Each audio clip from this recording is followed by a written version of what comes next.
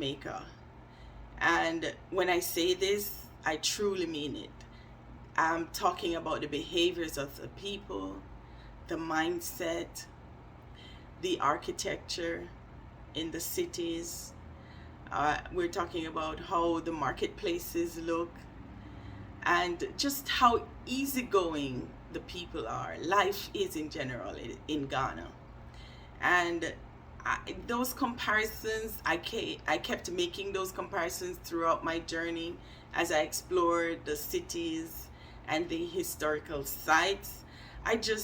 It was so enlightening to see that in a country where our ancestors traveled miles away to start a new life, they brought all their practices over with them wherever they were forced to live on this side of the world.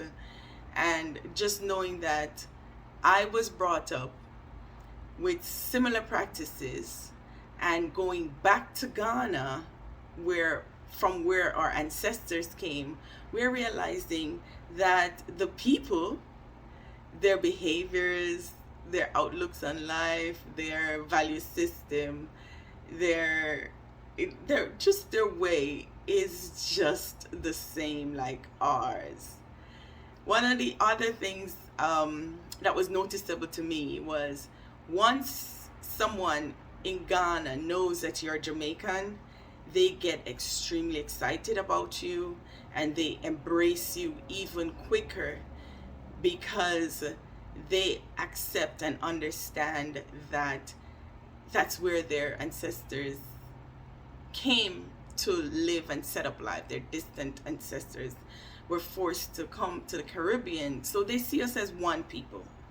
And I was welcomed, and it was just an amazing experience. As we traveled throughout the country, we were able to visit resorts and enjoy some of the finer sides of Ghana. I think I changed my mind. I think I want to stay here for the night. I like to see. Really nice. Nice view.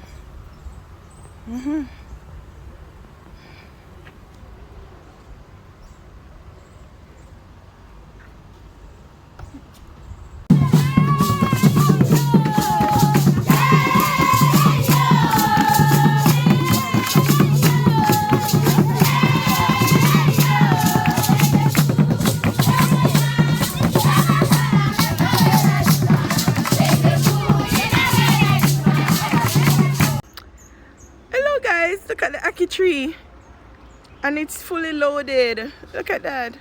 Wow. Ackee all over. Wow.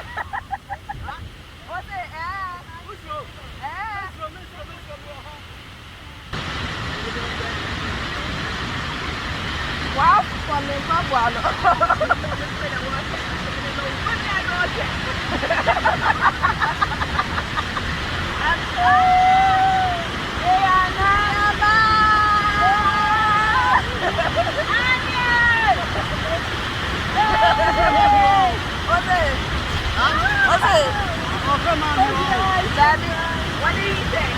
You are calling mommy. Hey! Come on! Come on!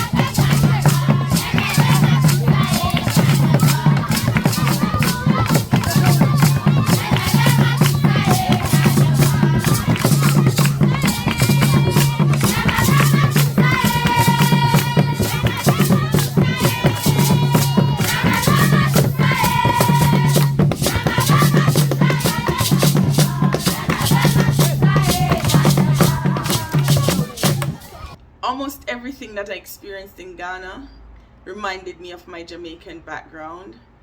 Even when I went to visit the schools, of course I had to visit a few schools, and the level of discipline and emphasis on academic achievement is similar to how we approach education in Jamaica. It was a wonderful experience to engage with the students and just to see how eager they are for learning and how they appreciate being in school and getting an education. That was truly amazing to experience.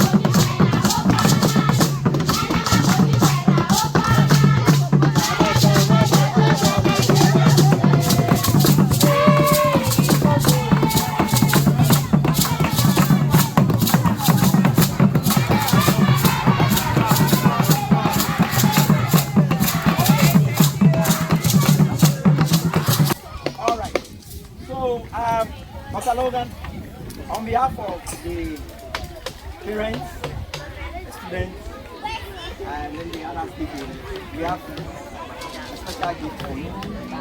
And Mr. Poole. Yeah, Mr. Poole is the vice principal of the He is also very supportive. So you open, put it on, we go on to the dance floor. For that of Mr. Poole, yes, maybe you. Exactly. Yes. So, Thank you so much. Thank you.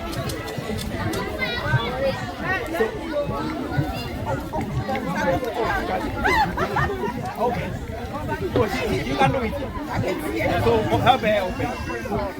So we are doing a presentation. Yeah. It's so beautiful. We are doing a presentation.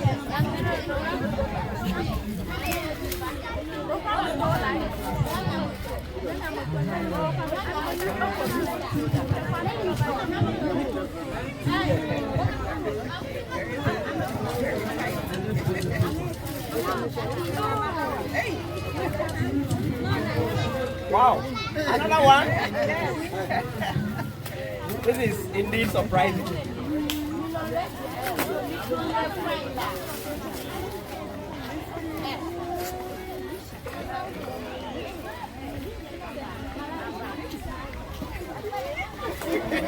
How do you see that? Yes. Thank you so much.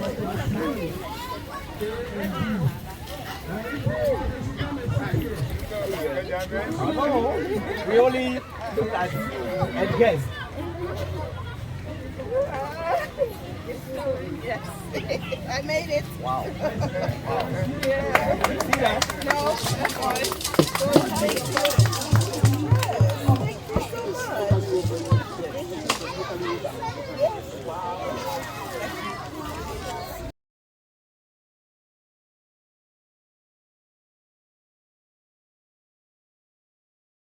Me according to thy word. Hail Mary, full of grace, the Lord is with thee.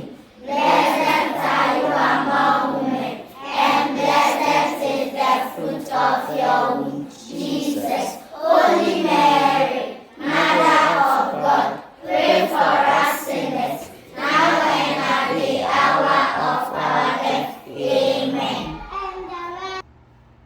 When we went to visit Elmina Castle, even though it's called a castle, it really was not a castle. It's highly fortified. Yes, would, I guess, back in the day have the features of, you know, esteemed, prestigious living.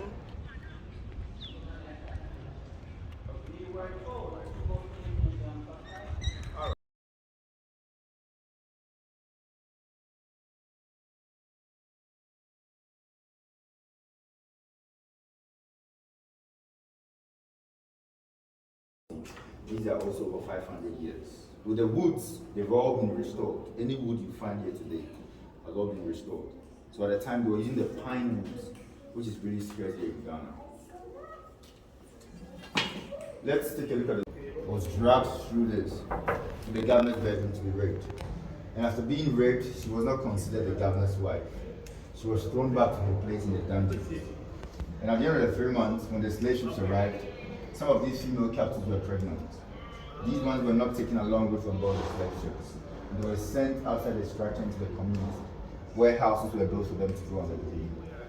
So after delivery, when the child was of age, these were the light-skinned Africans. They were ripped off from their mothers, brought here into the structure. The life of a captive lies in the hands of a slave master. So the mothers that gave birth to these children were resold to other.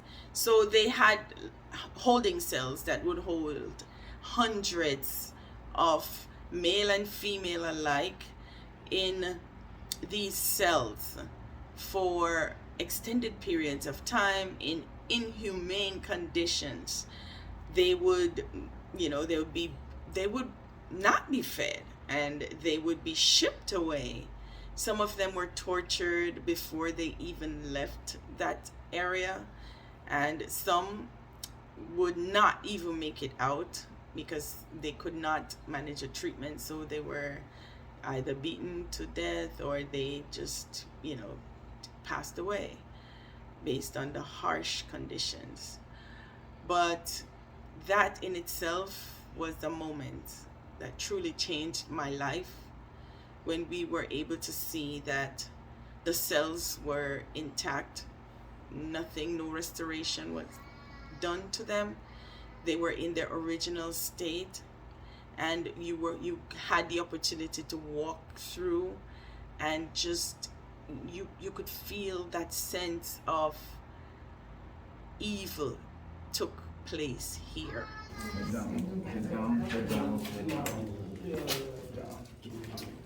Still head down. Thank you. Head down. Daddy coming.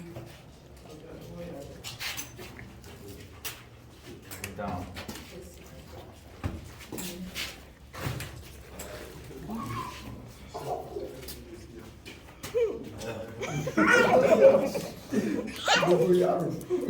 Alright, these short and tiny doors and chains, taking a staircase, they will make about half a minute walk to the slave ships. So when they got to the ships, as I said earlier, life on board the slave ship was a nightmare, mainly because of the captain. So in the ships, they were arranged in decks, and these decks were only 4 feet high maximum. So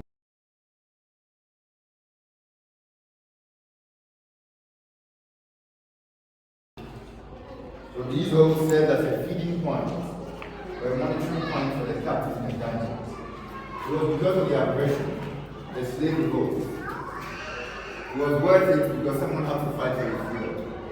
So looking at the points of capture, people were taken from the farms, the riverside. Sometimes the whole community was set on fire. So people were running here and there, were captured at that point, put in chains, compelled to make all those ladies to dwell in the farm. So probably want to go back to the farm. So these ones came in the dungeons, as well as the allowed ones, the privileges, and even the identity, and the property of the. It was eerie, but a necessary kind of eerie. I feel like I was connecting with the space and the things that took place there. I learned so much about myself during that trip, and it has shaped my outlook on life. I'm not the same person. I am now able to appreciate things, people, and moments even better after having that visit to the slave dungeons. When we got to the part of the castle that's called the Door of No Return, my heart sank, because at that point our tour guide started to narrate how our ancestors knew at that point, when they got to that area, that they would never return to this country, to their homeland, to their families, after they go through those doors.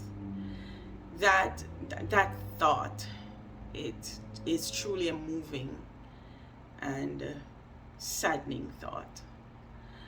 I will actually show you a footage of me trying to go through that door, and you'll see. I mean, of course, I'm not the tiniest person, but just to know that every individual had to go through that door. It doesn't matter your size. But one thing we learned on that trip was that, based on the harsh conditions and how long you were kept in the dungeon waiting for the ship to come to be loaded, you would, as a captive, being in the dungeon waiting so long, you would certainly lose weight, and by the time it's your turn to leave, you will fit through that door because you have gotten so skinny or lost so much weight. So, you know, it was, but I'm very happy that I had that experience. And if you ever get the chance to go to Ghana, you must take a trip to one of these slave castles. They call them castles. But, you know, take a trip, take a tour, learn more about how our people came to this side of the world. I would also recommend that you try a little of everything. Get the total experience. Try the food, the dress, the celebration. Just get a whole package of what you can be a part of, so that you will connect to them and their ways. Am I doing it correct? No? Of course, it's not cheap to go to Ghana. So I can't pick up myself and go back tomorrow. And, you know, one of the good things is that my husband is from Ghana. So any opportunity that I get, I will plan and I will go back. I am happy I had the opportunity to go when I did. And in the future, near future, I will be back. Because 3 weeks was just not enough time for me to soak up the entire culture. It's a really nice experience. I also plan on traveling to other African countries to learn a lot more about the continent, because I know Africa is very big, but so far my experience in Ghana will make me go back and is encouraging. Remember to tell a friend about this channel, share my video, like, comment, subscribe, and turn on the notification button so that you can be notified when there is a new video. And there are more cool contents to come. Remember, please follow me on Instagram at Principals, this one with the S, on duty. And I'll see you in my next video.